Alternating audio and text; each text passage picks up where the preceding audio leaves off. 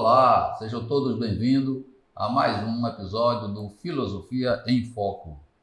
E hoje nós estamos, infelizmente ainda, com a ausência do nosso companheiro, amigo, o jornalista Walter Nogueira. Ainda encontra-se em tratamento do seu problema de saúde, né? E a gente desde já estima suas melhoras, né? A gente precisa continuar. E ainda antes da gente adentrar o tema, a gente pede o like, né, se você gostar, e a inscrição no canal, se ainda você não for inscrito, certo? Hoje nós temos a honra de ter um convidado especial, né, para que venha somar conhecimento, informação ao nosso canal, que é o Filosofia em Foco, né? Trata-se do professor Pedro Soares, né? É uma pessoa a quem estimo muito. Inclusive, nós tivemos a oportunidade de fazer a graduação em filosofia juntos, né? Então, para mim é uma satisfação tê-lo aqui, né? E Pedro, professor Pedro Soares, ele é licenciado em filosofia pelo UFPB e é pós-graduado em neuropsicopedagogia pela Sintep, né? E, além disso, ele atualmente atua lecionando em alguns colégios aqui da capital, certo? Então, desde já, eu quero lhe desejar as boas-vindas, né? Seja bem-vindo, sinta-se acolhido e vou já passar a palavra para que você possa fazer suas considerações iniciais. Fique à vontade, Pedro. Gratidão, meu amigo. Olá, pessoal, tudo bem? Então, saber que é uma satisfação, uma honra estar aqui com você nesse dia de hoje, né? E aí, um prazer já ter cursado filosofia com você e agora compartilhando esse momento é uma satisfação ainda maior. Então, espero aqui que a gente tenha um bom diálogo, né? Que a gente consiga aqui apresentar um pouco das nossas ideias, dos nossos pensamentos sobre o filósofo, o pensador Agostinho, e aí que seja um bom debate, um bom diálogo, que a gente possa aí colaborar com boas ideias. É isso, seja bem-vindo mais uma vez, né? Gratidão. O tema que o Pedro vai abordar, né, juntamente comigo, na verdade, a fala é dele, mas esporadicamente eu vou fazer algumas intromissões, né? É sobre Agostinho, né, Santo Agostinho, mais conhecido, mas também é conhecido como Agostinho de Hipona, né, bispo de Hipona, e também como o nome de batismo, que é Aurélio Agostinho, né? Então, é uma figura importantíssima, tanto ele, digamos assim, transita, né, pela filosofia e também pela teologia, né? Tem uma carga muito densa, tanto na teologia quanto na filosofia, né? Bebeu na fonte de Platão, né, através do neoplatonismo, né? Bebeu na fonte também dos estoicos, assim como também do epicurismo, né? Dentre outras influências que Santo Agostinho sofreu, né? Recebeu, melhor dizendo, né? Então, assim, eu não vou me estender e já passo aqui a palavra para o professor Pedro Soares, para que faça sua exposição. Vamos lá, então, falar de Agostinho, para mim é um privilégio, né? Meu norte, né, de estudos, né, o Agostinho, desde a universidade, quando eu começo a descobrir quem foi Agostinho, né? Então, as ideias agostinianas, de fato, são valiosas, de fato, melhoram de modo qualitativo a nossa vida, né? Quando você começa a compreender, começa a ter uma ideia um pouco do que Agostinho está tentando trazer em suas palavras, então colabora bastante com a nossa existência, né? Assim como tantos outros pensadores, né, que a gente traz aí na nossa vida filosófica, nos nossos estudos filosóficos, enfim, é uma contribuição bastante. Muitas reflexões que valem para uma vida, né? Já disse Platão, uma vida sem reflexão não vale a pena ser vivida, né? Então, quanto mais reflexões a gente pode aí, né, melhorar cada vez mais. Enfim, então, falando em Agostinho, né, o Santo Agostinho, como o Marcos falou, né? Então, o Agostinho é interessante que se acredita que o Agostinho seja da Idade Média, né? E a gente sabe que o Agostinho está ali naquela transição entre a Idade Média, entre o período antigo, né, Marcos, e a Idade Média. Então, ele está nessa transição. E muito do que foi dito pelo Agostinho vai servir de base justamente para a Idade Média, né? Então, ele está nessa transição. Ele é de 354 né? E vai falecer em 430. Isso. Ou seja, século IV, século V, né? Então ele está por ali nesse movimento. Agostinho é um africano, que também é outra ideia interessante, onde muita gente acha que Agostinho é um europeu, e aí a gente traz a ideia de que Agostinho ele é um africano. Nasceu ali na Tagaste, que hoje é atual Argélia, né? Ali meio a África. E aí ele tem toda essa influência romana, né? Já que Roma, né, tem aquela dominação naquele período. Então, seu pai Patrício, sua mãe Mônica, e aí eu chamo a atenção para a mãe Mônica, né, Marcos? A mãe Mônica, ela é essencial. Quando a gente fala em Agostinho, não pode esquecer da sua mãe, Santa Mônica, ou Mônica, né, como desejam. Ela que ora por 30 anos, mais de 30 anos por seu filho, ela que está lá na luta pela oração para que Agostinho se encaminhe para o cristianismo, né? Então é bem interessante lembrar da Mônica. Exatamente. Aí um parênteses aí, eu vou fazer uma intromissão, porque a exemplo desse livro, né, que é As Confissões de Santo Agostinho, segundo eu li, é o livro mais divulgado de Agostinho em todo o mundo, certo? E é exatamente aqui onde ele conta, nas Confissões, toda a história de vida pregressa dele, digamos assim, a história de vida antes da conversão ao cristianismo. Então, realmente é uma história muito longa, porque são 30 anos de dedicação à vida do mundo, e aí ele se converte, e aí após a conversão, digamos assim, eu não diria que atendendo ao apelo da mãe, mas que a mãe que orava muito, né, e pedia muito a intercessão de Deus para que ele pudesse ser convertido, né, até que aos 30 anos ele consegue se converter e ele se dedica plenamente ao cristianismo, à teologia, né, e a filosofia que ele já vinha estudando antes, né, que aliás serve de base exatamente para que ele possa desenvolver essa teologia, né? Justo. Ele tem um encontro com a filosofia a partir do livro Hortênsias de Cícero, né? Ele vai ler ali em Cartago, mais ou menos, para iniciar os estudos dele. Sim, E aí, é um livro que já não existe mais, né? Esse livro Hortênsias. E aí é interessante também pontuar que 30 e poucos anos, Agostinho escuta aquela voz dizendo, toma e lê, né? Toma e lê. Então ele está ali na sua casa, né? Escuta uma voz dizendo, toma e lê. E aí ele sai procurando. Nessa busca, né, ele encontra as palavras de Paulo, né, Marcos São Paulo. Sim. Né, e nas palavras de São Paulo é que ele vai encontrar ali aquela ideia forte, né? Claro, vem toda uma trajetória, né, como o Marcos falou, o Marcos acabou de citar. São 30 anos, né, de vida pregressa, né, dessa busca insensata que se a gente analisar bem o Agostinho, o que ele está buscando, de fato, no final de tudo, é um sentido para a vida, para a existência. Afinal, o que é existir, né? Para que eu existo? Então, por isso que ele vai se caminhar por algumas regras, né? O maniqueísmo, que é uma das principais, né? Ele é uma seita que traz a transição da existência de bem e mal, né, dentro dos seres. Né? Então, ele traz essa visão dualística e ele se envolve muito com os maniqueístas. Por ele ser também muito, como é que a gente pode dizer? Ele gostava das coisas materiais, né? Ele era bem materialista, ele gostava muito das coisas materiais e não via muito sentido nas coisas metafísicas. Então, é a partir desse movimento, desse novo movimento da saída do maniqueísmo, na chegada ou na transição para a visão cristã, é que ele começa a trazer esse certo valor para as questões metafísicas, né? Então, ele começa a ter todo esse movimento e a partir daí ele começa a, de fato, perceber o porquê da sua existência, né? Isso após mais de 30 anos, após muita oração de sua mãe Mônica, após de todo o percalço, todo o caminho que ele passa. Ele tem um filho, Adeodato, né, que falece jovem, né? Adeodato é filho dele com uma mulher que ele tem durante essa vida pregressa que ele tem, né, que ele tinha, né? Então, o Adeodato, ele é muito inteligente, Marcos, é tanto que uma das obras que ele escreve com Adeodato é O Mestre, né? Sim. É a obra O Mestre, e aí chama atenção para isso. E aí, se a gente fala do mal, né, do problema do mal, da questão do mal, a gente tem que falar de fato da vida do Agostinho, porque se ele faz essa busca pela existência, ele passa pelo mal, né? Para entender o mal, né? O que seria de fato o mal? E aí, como eu já citei, o maniqueísmo vai ajudar ele a ter essa ideia de dualismo, né? Entre o bem e o mal, essa luta entre o bem e o mal, e depois toda essa visão cética que ele vai cair antes de aderir ao cristianismo, né, Marcos? Exatamente. E aí, mais um parêntese. Fica à vontade. Digamos assim, esse contato que ele tem com o maniqueísmo, que é uma seita religiosa de origem persa, né? Isso. Fundada pelo profeta Manis, né? Mani.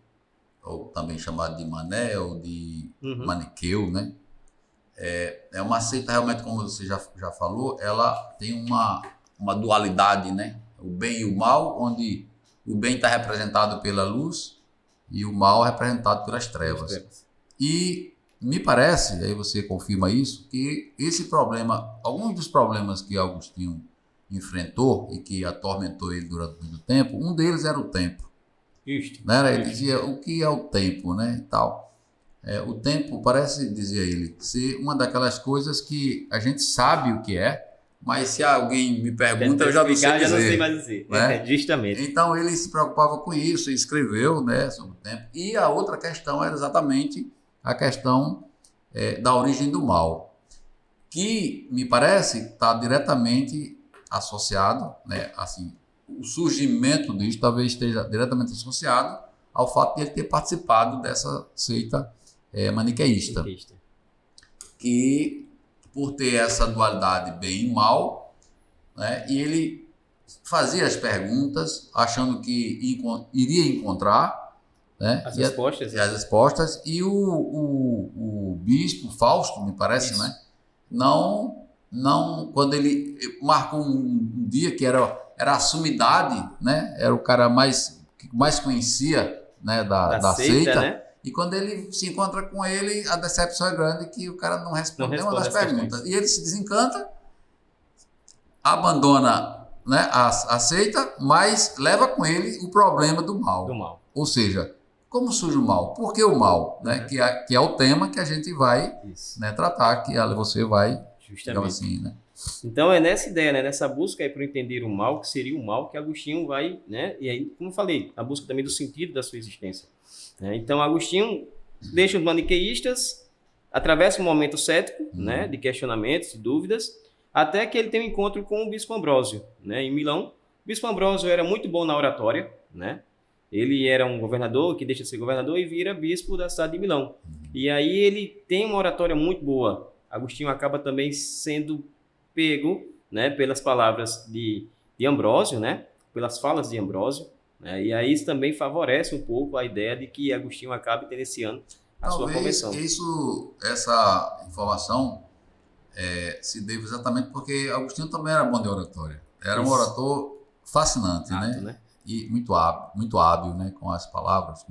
E quando ele conhece o Bispo Ambrósio, né, que era um cristão, então ele primeiro se encanta, né, exatamente com a oratória do bispo, para depois, né, chegar na mensagem. A mensagem, né, que era o cristianismo, né? Exatamente. Muito bom. Então, de fato essa ideia, né? Então, tudo isso faz Agostinho começar a questionar. Afinal, fé e razão se juntam, Marcos? Essa é uma das grandes questões que a gente já tem logo inicialmente com Agostinho para chegar na questão do mal, né? Afinal, seria possível fé e razão se juntar? Então, essa questão vai se perpetuar durante toda a Idade Média, né? Então, alguns vão concordar com essa ideia de fé e razão se juntarem, outros não. Agostinho é um dos que vai aí concordar, né? Que, de fato, fé e razão se juntam. Nessa ideia de que quanto mais eu questiono, mais conhecimento eu vou ter sobre a coisa. Não adianta eu parar de perguntar. Às vezes as pessoas têm até aquela ideia, né, Marcos? Tipo, estou fazendo um questionamento sobre alguma ideia bíblica que eu assisti, que eu li, ou que eu vi, ou que alguém falou. E aí algumas pessoas tendem a cortar aquelas asinhas do questionamento e dizer, cuidado, não pergunta, senão, né, tá indo contra a Bíblia, você faz uma coisa dessa. Não, a ideia é, quanto mais conhecimento você tem, né, maior é a sua compreensão. Então, crer para compreender e compreender para crer. Agostinho traz essa versão também do Isaías, profeta Isaías, né, que ele complementa isso. Crer para compreender e compreender para crer. Então, quanto mais eu vou compreendendo, mais vai aumentando a minha crença, né? Então, eu vou crendo, não é um crer por crer, porque isso não tem força, a sua fé. É um crer para compreender e compreender para crer.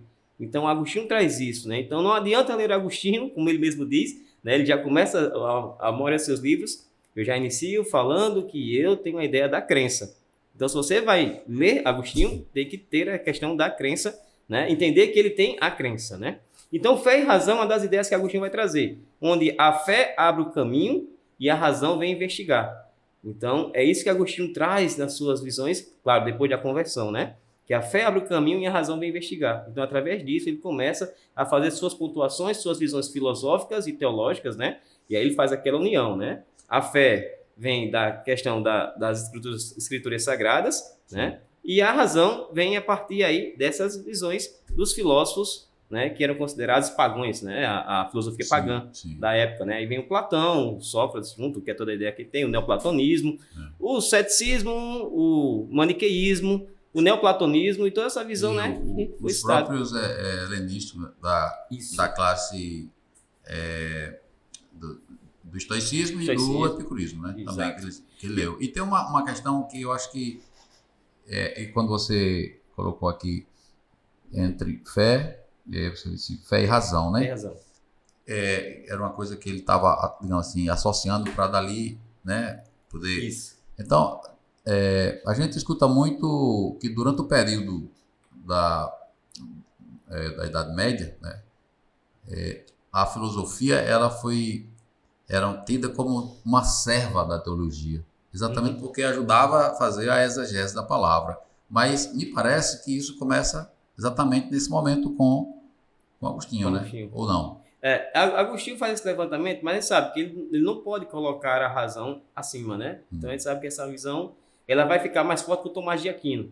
Sim. Tomás de Aquino vai estar ali naquela visão do século XIV, 13, 14, né? Então já fica mais fácil fazer esse levantamento, né? Mas Agostinho vai, mesmo que ele entenda que fé e razão podem se complementar, ele vai entender que a fé tem que estar sempre acima, né?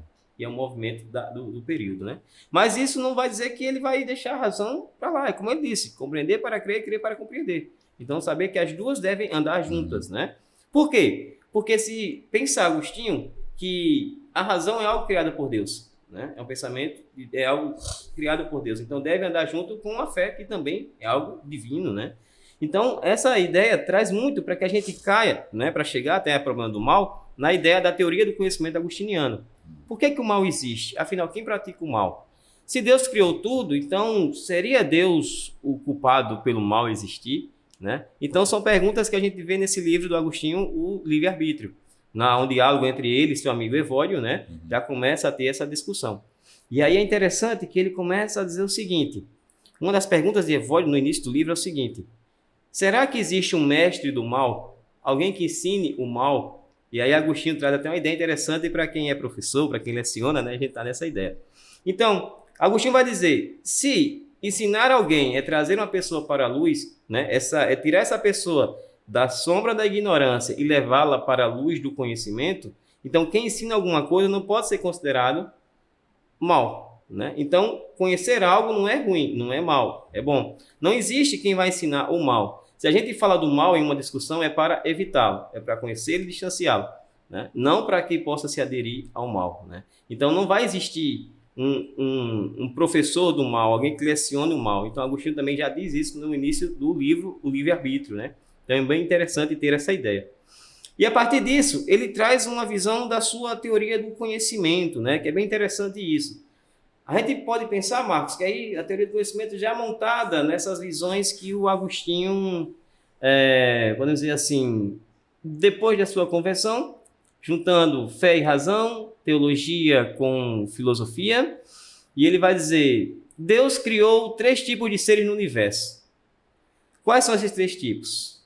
Em ordem decrescente, a gente pode dizer o seguinte, o ser que apenas existe, esse seria o mais ínfimo, mas ele tem seu papel, né, no universo.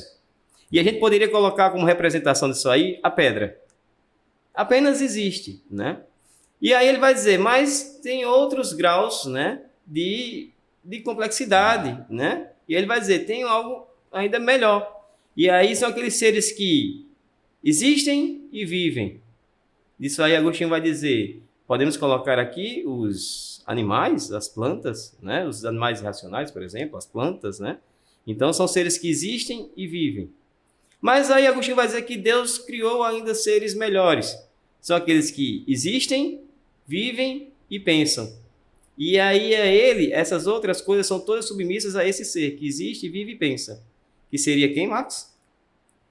O ser humano. Seres humanos, né? Então, justamente, nós seres humanos somos as melhores criaturas criadas por Deus, né? A gente existe, vive e a gente pensa.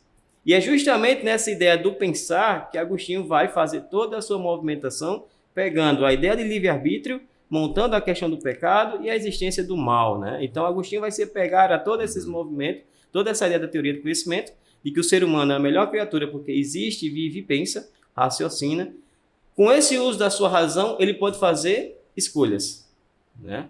Então, a gente sabe, se a gente pega a visão antropológica, só nós, seres humanos, podemos criar cultura. Por quê? Porque a gente tem o poder de raciocinar, a partir desse poder de raciocinar, a gente pode escolher e formar a nossa cultura, né? E a gente sabe que cultura é toda aquela movimentação com o quê? Com simbologias, com instrumentos, né? Com falas, com palavras, enfim. Então, só nós, seres humanos, podemos fazer isso. E Agostinho vai começar a movimentar em cima disso para provar o seguinte: Deus não criou o mal. É impossível a gente jogar a ideia de uma criação do mal em cima de Deus, né? Então, Agostinho vai fazer a defesa de Deus. O livre-arbítrio é a defesa de Deus, que Agostinho faz, para provar que Deus não cria o mal. Seria impossível Deus criar o mal. E assim, o Agostinho, como pertencente à terceira categoria, portanto, a principal, ou seja, do ser pensante, e aí dá a ele essa condição de que ele possa pensar a questão do mal, não é? Me parece que a questão que ele traz é Deus, né, um ser onipotente, onipresente, onisciente, né? Deus criou todas as coisas, né, nesses três reinos, né? Mineral, vegetal, animal, tal. E como pode, se o mal está no homem, como pode Deus, que é tudo isso, é pura bondade, é puro bem, criar o mal ou criar uma criatura que possa praticar o mal? Então, essa era a grande inquietação. Era, primeiro, com relação à origem, né, do mal. De onde vem, né? De onde vem, como surge, né? Desde a época que ele teve o contato com o maniqueísmo. E digamos assim, a origem e, digamos assim, como surge e onde está o mal, né? Onde é que está o mal, né? Onde é que se encontraria o mal? Né? Onde é que se encontra o mal? Se tudo que Deus criou é bom. Né? Então, é justamente, né? Se tudo que Deus cria é bom, então Agostinho levanta isso, né? Deus criou tudo. Então, de fato, tudo que Deus cria é bom. Não vai criar o mal, né?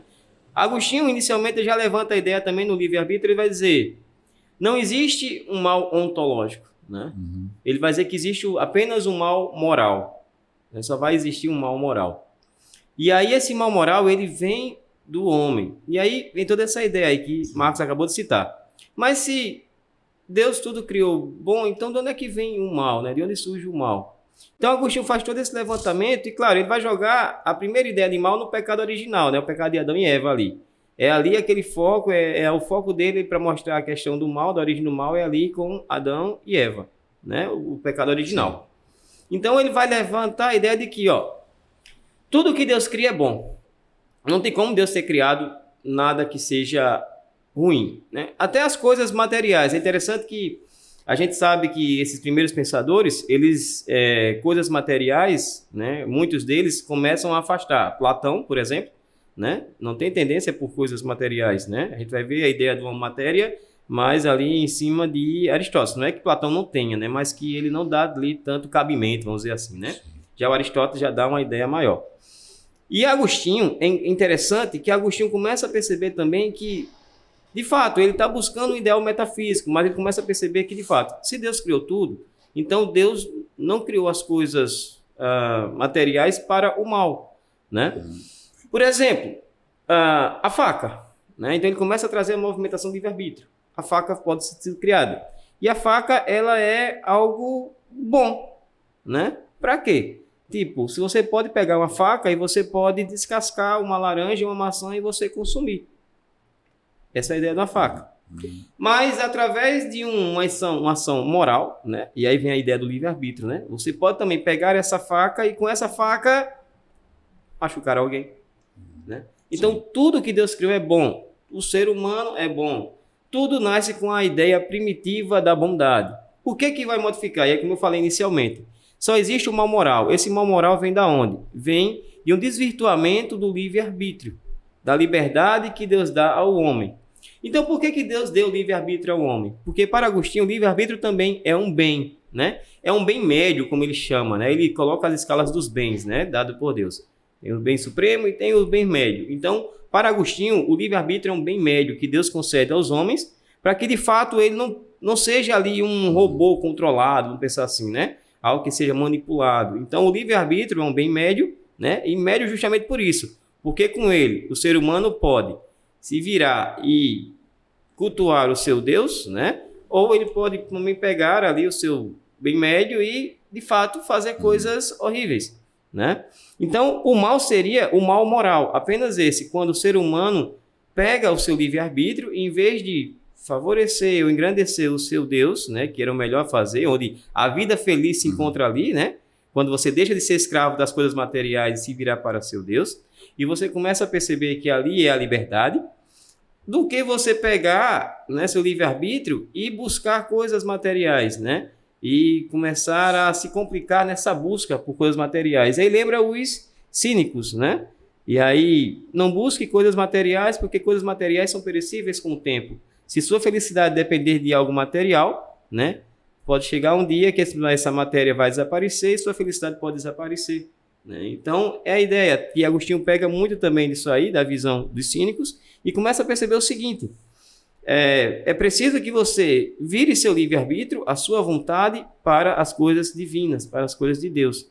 Apesar de que tudo que Deus criou é bom, mas melhor ainda é quando você vai virar sua boa vontade para o Criador, né? E também, assim, ele bebe nessa fonte lá dos helenistas, né, dos cínicos, dos Estoicos, e né? tal, mas tem uma questão também relacionada com o mal, ou pelo menos um tipo de definição que, de certa maneira, Platão, através de Sócrates, através de Platão, né, nos passa, né? É como se o mal fosse a ausência do bem, Uhum. não é? Nessa perspectiva moral, né? Justificando que quando você pratica o mal, é Você porque vai você secando não conhece o bem, né? Não conhece, exatamente, né? Aliás, Sócrates dizia isso exatamente, dizia isso, né? E parece que Agostinho também Isso. vai nessa mesma É tanto direção. que Agostinho pode citar até, colocar até aqui no exemplo. Para Agostinho, tudo que Deus criou é bom. Então vamos pensar aqui. Aqui somos nós, seres humanos, criados por Deus. Nascemos com uma boa natureza, né? Isso antes do pecado original, Sim. né? Isso tudo antes do pecado original. Então o ser humano nasce aqui completo. Então aqui a gente está com a caneca completa, né? Toda completa, então a gente nasce assim, completo. Só que a partir das nossas ações, né? E aí sejam elas, né, ações mais, né? Ou seja, quando a nossa liberdade vai para coisas que não são divinas ou não são remetidas a Deus, é como se a gente fosse secando. Aqui está cheio, e aí vai secando, vai secando, vai secando, vai secando, chega um momento que não tem mais nada aqui dentro. Então seria basicamente isso, né? Secou, acabou, não tem mais a ideia daquela bondade lá. Então daí estaria o mal, a falta do bem, né? Parece algo bem lógico, mas nesse sentido, a ausência do bem. Por quê? Como o mal não é algo ontológico, né? O mal não seria a água aqui, né? Sim. Só existe o bem. Mas o que acontece? Acontece a secação do bem, né? E essa secação do bem, entre aspas, que a gente coloca aqui, seria de fato a questão do mal, né? O mal estaria aí. Quando a gente começa a secar, a gente começa a fazer escolhas, né, diferentes, escolhas por bens materiais, a gente começa a brigar muito por essas matérias e esquece de que, de fato, o verdadeiro bem, a verdadeira liberdade, a gente só encontra nas coisas divinas, nas coisas de Deus, né? Direcionar toda essa visão ao Criador, né? É melhor direcionar ao Criador do que, de fato, se direcionar às criaturas, né? Das ideias agostinianas. Então, em cima disso, Agostinho vai dizer, tudo segue uma ordem, né, Marcos? Ele vai dizer que não tem como algo superior ser dominado por algo inferior. As paixões não podem dominar a razão, né? Ele traz isso, né? Não tem como uma mente, né, sábia ser dominada por uma mente apaixonada ou por um coração apaixonado. Então ele vai dizer que tudo tem uma ordem. Então o mal se encontra ali quando está desequilibrado, desordenado, né? Então, como a gente diz de novo, essa separação se dá quando ocorre a desordem, né? Quando não se tem mais aquele equilíbrio, né? Quando não se tem mais aquele controle, quando não se tem mais aquela, vamos dizer, autonomia, né? Quando você é carregado pelas paixões da alma, né? Que Platão já trazia bem para a gente. E aí Agostinho chama a atenção para isso, a ordem, né? Existe um equilíbrio, o superior vai estar sempre dominando o inferior, né? Uma mente que raciocina não pode ser controlada por uma mente apaixonada ou por uma ideia apaixonada. Então chama a atenção justamente disso, né? Ele traz a visão da ordem. Então se você quer encontrar uma vida feliz, você teria toda essa ideia. Pegue sua liberdade que foi concedida por Deus, o seu livre-arbítrio, né? E direcione o seu livre-arbítrio a quê? As coisas de Deus, né? Não adianta, então, de novo, se você direcionar, na visão agostiniana, se você direcionar sua liberdade, seu pensamento a coisas materiais que são perecíveis, quando elas perecerem, desaparecerem com o tempo, que vai acontecer, né? Isso existe. Então, sua liberdade e sua felicidade desaparece. Então, é melhor você firmar sua felicidade em algo que ninguém possa tirar de você. O que seria? Deus, né? Sua fé, sua crença, sua visão em Deus, né? Então ele traz vários exemplos no livre-arbítrio, fala de sacrilégios, fala de muitas coisas, né, que ele comenta logo no início do livre-arbítrio sobre essa questão, né, de que você não adianta você, né, enfim, se esforçar tanto nessa busca enlouquecida, né, pela matéria. E aí mesmo assim, ele vai dizer que a matéria não é ruim. O ruim é o mau uso da matéria, por exemplo. Aí, de novo, o exemplo da faca. Até a ideia do dinheiro, né? Por exemplo, o mal não é o dinheiro. O mal seria o mau uso desse dinheiro, né? Então, é isso que chama a atenção, né?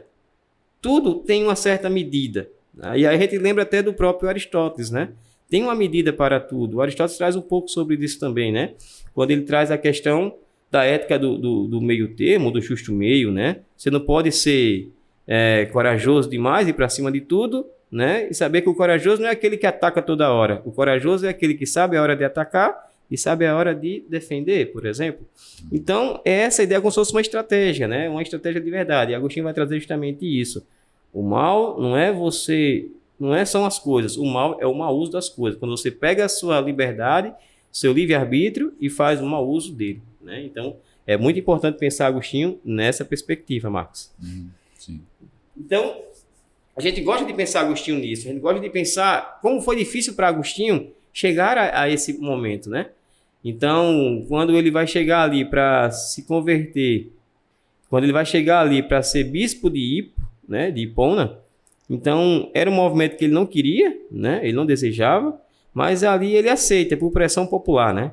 Ele é muito querido pela população, ele lutava muito pela sociedade de Hippo, e aí ele tem que aceitar, ele acaba aceitando. E aí ele vai falecer com 76 anos, né? E quando ele falece, justamente, até interessante, tem um filme chamado O Declínio do Império Romano. Não sei se você já assistiu, Marcos. Não, vi não. O Declínio do Império Romano. Ele traz uma visão das confissões, mas sabe que filme ele tem que fazer aquela modulação para ser mais atrativo, né? Mas ao final, né, desse filme, claro, é diferente, mas traz uma ideia ali do Agostinho, né, vendo a cidade de Hippo se acabando, né, sendo atacada lá, né, pelos bárbaros, e aí ele triste com tudo aquilo, né, que foi construído, né, lá em Hippo, né, mas ali já mostra ali as palavras dele se perpetuando, né, mesmo após toda aquela invasão de Hippo, mesmo após a sua morte. Então, as palavras agostinianas vão ali ser orientações de pensamentos medievais, né, da ideia do medievo. Então, é interessante também pensar nisso. Ele não é um filósofo medieval, ele é um filósofo que está ali entre a Idade Média, o período antigo e o medievo, mas que suas orientações vão servir bastante ali para tantos outros, né, que a gente pode citar aqui. O Tomás de Aquino, acho que é um dos essenciais, né, apesar de Tomás de Aquino ser ter uma visão aristotélica, mas ele vai beber muito de Agostinho, né? E tantos outros pensadores vão beber muito da visão agostiniana. Então é interessante a gente pensar nisso, né? Uma das diferenças básicas na questão da influência de como produzir o pensamento entre Agostinho e Tomás de Aquino é exatamente os pensadores, porque o Platão basicamente a influência de Platão é muito grande através do neoplatonismo em Agostinho.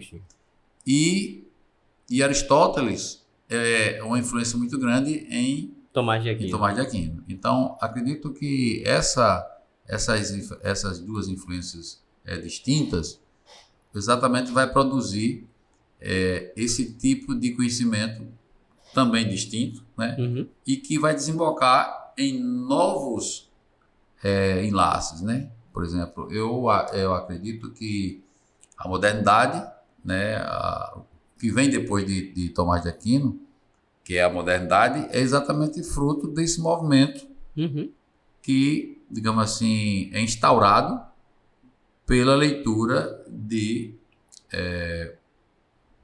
Aristóteles. Porque nas Confissões, eu acho que no livro 4, se não me falha a memória, é 5, ele confessa que realmente nunca conseguiu aprender grego. Ele tem pavor de grego, então, né? Ele e também relata isso porque diz que a forma como ele era, digamos assim, obrigado a estudar para aprender o grego. Isso aí fez com que ele se afastasse, né? Exatamente. Teve um efeito negativo, inverso, melhor dizendo. Né? E aí ele não lia Aristóteles, porque não havia Aristóteles traduzido para o latim. Muito embora, aqui também nas Confissões, ele vai dizer que leu uma obra de Aristóteles que foi básica quando ele passou um tempo lá em Cartago, né? Quando ele foi para Cartago, que foi exatamente as categorias. Isso. Né? E essa obra de Aristóteles, que é uma obra lógica, né? Que foi, digamos assim, deu para ele uma base de sustentação muito grande para poder ele desenvolver todo o estudo da filosofia a partir de então. Né? Isso. É interessante também, Marcos, aí você foi falando, a gente vai lembrando aqui um pouco das histórias do Agostinho. Sim. E aí a gente lembra também o que ele conta aqui nas Confissões sobre o fruto da pera, né? O fruto das peras, lembra? Que é interessante que aí ele marca mais uma vez, ou seja, ele fala que as peras eram de gostos ruins, né? As peras não eram atraentes, né? Não tinha uma beleza física nessas peras, mas que ele e seus amigos tinham o prazer de ir lá roubar as peras só pelo gosto, só pelo prazer do roubo, né? Só pela prática, né? Do mal, né? Então, é isso que chama a atenção, né? Então, praticar o mal dava uma sensação, né, boa, né, ali no prazer, no né? Jovem Agostinho, né? Dava um prazer no Jovem Agostinho, né? Então, era um Agostinho aí nessa busca, né? Nessa entendimento. Então, ó, ele vai variando, ele vai pensando, ele vai de Platão, ele vai de Sócrates, ele vai do platonismo, neoplatonismo, no Plotino, né? Ele vai conversar com os neoplatonistas lá de Milão, ele vai falar com Ambrósio, ele passa um tempo em Cassicíaco, antes de se tornar, de fato, de ter lá a bênção do bispo Ambrósio. Ele vai para um retiro em Cassicíaco, né? Antes da Páscoa, né? E de 372, se não me falha a memória, né? E vai ele, seu filho Adeodato, sua mãe Mônica e mais alguns amigos. E eles passam um tempo ali, né? E ali ele começa a refletir também, e são vários diálogos ali que ocorrem, né? São bem interessantes de pensar. Então, ele faz toda essa movimentação, né? E vai pensando ali em cima disso tudo, e todos esses pensamentos vão fazer com que o Agostinho já saia mais fortalecido com sua fé, já saia mais sabendo quem ele quer defender, como o Marcos citou inicialmente. Ele era muito bom na oratória, então ele sabia juntar tudo isso, né? Agostinho, ele conseguia fazer essa junção de ideias e apresentá-las muito bem, né? Então, quando a gente pensa essa argumentação que eu citei, que o Agostinho coloca, da teoria do conhecimento, seres que existem, vivem e pensam, e cada um em uma escala, que o melhor é o que pensa, que é o ser humano, e que esse ser humano é dotado de razão. Essa razão pode fazer esse ser humano escolher, né? Tem esse poder de livre-arbítrio, de escolha. E é a partir dessa escolha que o ser humano pode fazer aquela ideia de seguir a criatura ou o Criador, né? Então, ele faz toda uma argumentação muito bem organizada, né? Então, claro, se a gente for aqui pensar Agostinho em todas as falas que ele diz para tentar defender Deus, de que Deus não é o criador do mal, a gente pode ficar aqui o dia inteiro, a noite toda, e que a gente não vai conseguir chegar a fechar uma ideia, como ele também não fechou. Ele faz a defesa, mas quando ele é muito pressionado pelo Ovídio, pelas ideias de Ovídio ou de algum outro, ele começa a perceber que não encaixa, mas ele diz, mas está aí uma defesa, né? Então, você tem que crer para começar a compreender essa defesa, né? Então, Agostinho é muito inteligente, ele é muito inteligente, ou seja, ele começa a perceber que, de fato, apesar de algumas pessoas não aceitarem, mas se a gente pega a concepção de que a filosofia colaborou bastante com a ascensão do cristianismo, né? Com o entendimento do cristianismo. Porque se a gente pensa, o cristianismo era um movimento difícil de compreender, de difícil compreensão. E quando começa a se juntar com as ideias pagãs da filosofia, começa a dar uma melhorada nessa condição, né? Então é isso que chama a atenção nesse pensamento também agostiniano, né? Então juntar fé e razão, né? Claro, de novo, Agostinho coloca a fé acima, né? Agostinho não vai colocar a razão acima, né? Sempre é a fé acima. Então ele vai fazer sempre esse movimento pensando nisso tudo, né? Encontrou o seu sentido e a partir desse seu sentido mostrar o porquê que eu devo seguir e porquê que vocês também devem estar junto comigo. É bem interessante. As suas confissões servem para isso no final de tudo. Quando ele diz, eu estou me confessando a quem? A Deus ou aos homens? A Deus eu não preciso, porque Deus sabe de tudo. Então eu estou me confessando aos homens, para que eles vejam por tudo que eu passei e que de fato siga aí o meu Deus, siga as minhas palavras ou nem ligue para elas. Então ele traz essa visão bem interessante. Então quer dizer que o final da pesquisa dele se resulta de que o mal não está em Deus, porque Deus é tudo bem, não é isso? Isso. E se Deus é bem, não pode criar nada que seja mal. E que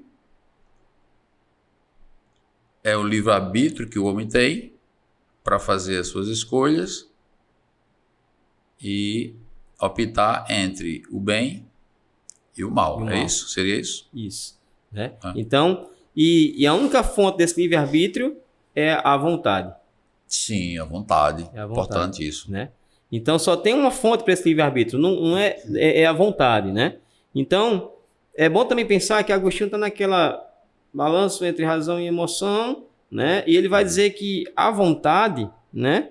Ela não é algo ligada a uma emoção, é algo ligado à razão, né?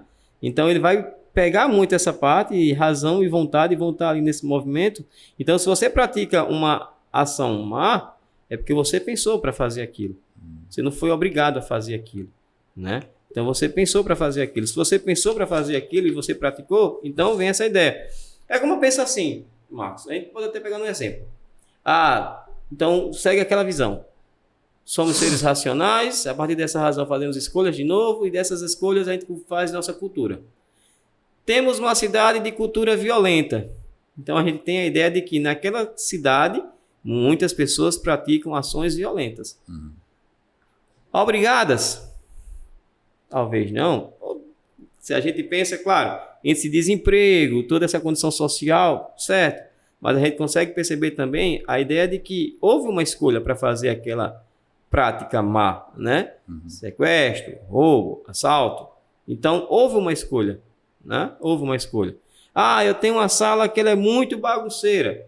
Então, culturalmente, essa sala é bagunceira. Culturalmente, essas notas são baixas, essa sala. Mas por quê? Porque, basicamente, muitas vezes ocorre uma escolha ali, né? Claro, tem toda a visão, né? Se a gente fala em sala de aula, na visão pedagógica, tem toda, enfim. Mas a gente está falando aqui na visão mais filosófica. Então, que há uma escolha. Se o aluno está na sala de aula, ele pode escolher ou dormir, ou botar o fone no ouvido, ou prestar atenção na aula. E aí a escolha é dele, né? Então, por mais que a pedagogia, e aí, perdão aos nossos amigos pedagogos, que a pedagogia diga que a gente tem que atingir, né, os alunos. Sim, a gente tem que atingir os alunos, isso é fato, né, com o nosso conhecimento, com as nossas ideias, com a nossa didática, mas a gente também tem que entender que esses alunos têm escolhas. Eles podem escolher. E naquela hora eles podem dizer, eu vou dormir. Eu vou botar o meu fone aqui, pronto. E assim, eu costumo dizer que por mais que o professor dê pirueta lá na frente, né, vá, né, com qualquer roupa, né, vá ali de Elvis Presley, dance na frente, mas vai ter aluno que vai dormir, porque ele escolheu dormir naquela hora. Então, são essas escolhas, né? Então, percebam. E aí as escolhas trazem as consequências. Se eu escolho não tomar banho, vai vir a consequência. Se eu escolho não escovar os dentes, vem consequência. Se eu escolho não fazer uma dieta, vem as consequências. Então, é a partir dessas escolhas, né, que Agostinho levanta muito bem em cima disso, que vem as consequências para os seres humanos, né? Então, se o ser humano ficar voltado apenas em bens materiais, em querer se ligar muito às criaturas, vem as consequências, né? E aí a consequência é o pecado, né? E o pecado e o salário do pecado é a morte, como se diz, né? Então, como os cristãos colocam isso, e aí é tudo, no final, o que Agostinho vai dizer é isso. Então, pecado original, o primeiro pecado, e aí ele vai dizer, Eva teve a escolha, comer ou não a fruta. E por que ela comeu? Não é? Ela tinha a opção de comer ou não. Dali começa a movimentação. Ou seja, tudo está se reportando ao livre-arbítrio.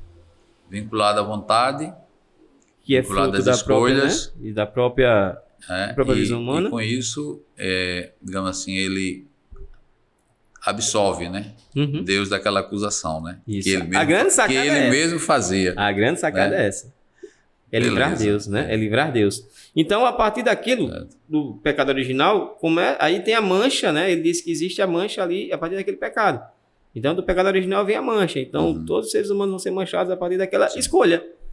Né? Daquela escolha de comer ou não. Claro, não estou levando a culpa a Eva, né? Mas, enfim. Mas, claro, se foi alguém que seduziu Eva, deve ter sido algo, né, bem diferente. Não acho que tenha sido ali só uma cobra, né?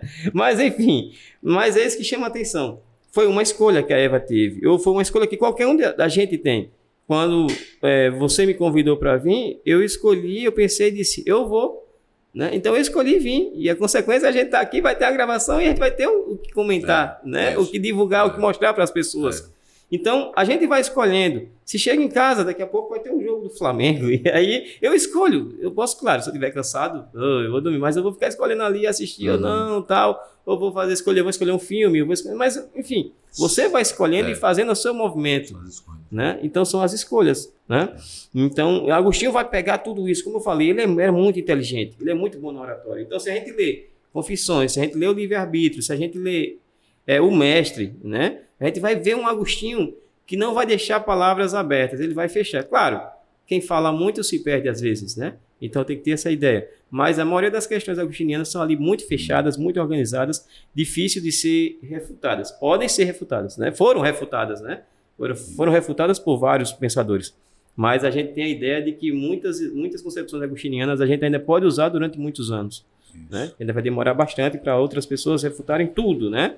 Então, é muito bom pensar Agostinho, é muito bom ter essa leitura. E aí fica a dica, né? Confissões, se você quer entender um pouco da sua existência ou do que um homem como Agostinho passou, até entender um pouco sobre cristianismo, sobre vida, o que seja, é muito bom você fazer uma leitura dessa, né? Então, assim, para a gente já ir para os finalmente, a gente poderia indicar, para quem quiser conhecer um pouco mais, as Confissões. Justo. O Mestre, que é o diálogo com o filho, Adeodato. E fala sobre a questão de linguagem. Isso, né? sim, eu li o texto, eu tenho. E o outro é o Livre-Arbítrio. O Livre-Arbítrio. Né? O Livre-Arbítrio que está aqui. Isso. É uma obra também muito interessante, que vai trazer tudo isso que a gente falou, né? E aí, se fizer essa casadinha, né? Confissões, Livre-Arbítrio, você vai ter, de fato, a noção, né, mais completa dessa questão do mal, né? Então, de fato, ficar pensando o Agostinho, de levantar, afinal, Deus criou o mal, disse Deus criou tudo, e aí pode se jogando aqui, a gente vai ficar num debate que a gente não vai fechar nunca, né? Mas aí ele vai fazer essa defesa. Sim. E vai dizer, ó, o mal só existe uma concepção que é o mal moral. Esse mal moral é fruto de um livre-arbítrio humano que Deus concedeu aos seres humanos. O livre-arbítrio é um bem médio, né? E a partir desse livre-arbítrio, né, os seres humanos podem fazer escolhas, senão eles seriam seres controlados. Ah, Agostinho, mas esse livre-arbítrio veio para quê? Ele vai dizer no início do livro livre-arbítrio, ele vai dizer, se não fosse o livre-arbítrio, como é que Deus ia punir quem cometesse coisas erradas e ele ia bonificar quem praticasse boas ações? Então, o livre-arbítrio também vem com essa condição, né? Ele joga essa ideia também, né? Então, é bem interessante a gente pensar nisso. Certo. É isso. Então, acho que tenho que lhe dar os parabéns aí pela fala, né? Eu, particularmente, gostei muito. Espero que as pessoas também tenham prestigiado, né? Gostado, certo? E agradecer a você por ter aceito o convite, certo? Gratão. Espero que possa voltar outras vezes com outros Estamos temas. às ordens. Certo? E então, deixar você também com a palavra aí para dizer alguma coisa e o encerramento. Certo. Só tenho que agradecer, meu amigo, mais uma vez pelo convite, né? Foi maravilhoso estar aqui com você nessa noite. Esses encontros com você sempre são maravilhosos, com o pessoal da nossa turma, é muito bom, né? Eu aprendo muito com vocês, sempre aprendi, né? Sempre cheguei ali na universidade, um menino com 20 e poucos anos e tendo vocês ao meu lado. Foi um crescimento, mentalidade magnífico. Vocês não têm ideia de como era estar junto desses homens, dessas pessoas, enfim, dessa turma, né? E como estar hoje ainda, né? Então é maravilhoso, né? Ter a presença de vocês, ser amigo de vocês, estar junto com vocês. Então eu agradeço demais. Valeu, né? Pedro. Obrigado. Por estar aqui nesse momento. E também para nós é um grande prazer. E deixar aqui para vocês uma mensagem para que o nosso amigo Walter se recupere e esteja aqui o mais rápido possível, certo? Então, obrigado e até a próxima.